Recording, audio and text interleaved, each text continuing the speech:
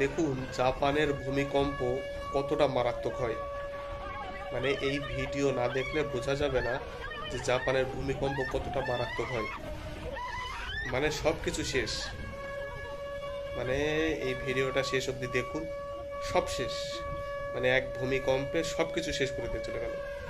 মানে আজকে এই ভিডিওটা দেখে আমি বুঝতে পারলাম যে জাপানকে কেন ভূমিকম্পের দেশ বলা হয়, আর্থকুইকের দেশ বলা হয়।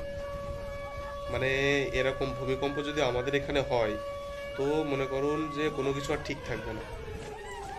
মানে এই ভূমিকম্প দেখে মানে মানে স্পিচলেস। সব শেষ, সব শেষ করতে হবে। এক ভূমিকম্প সব শেষ। এরকম ভূমিকম্প নাকি জাপানে প্রত্যেক দিন, মানে গড়ে প্রত্যেক বছর প্রত্যেক দিন জাপানে নাকি 4-5 বার ভূমিকম্প হয়। তার ভিতরে এরকম যদি একটা দুটো হয় তাহলে এরা কি করে, কি কি দিয়ে মানে ঠিক থাকবে কি করে?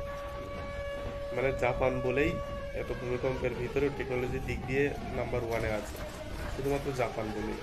অন্য কোনো দেশ হলে সম্ভব না এই ভূমিকম্পের ভিতরে স্ট্রাগল করে এই পর্যায়ে আসা টেকনোলজি দিতে। তো এ জাপান বলেই সম্ভব। হ্যাটস অফ ভাই। আর ভূমিকম্পটা দেখুন, সব শেষ করে দিয়ে গেল, সব কিছু শেষ করে দিয়ে গেল। ও ভাই, ও ভাই।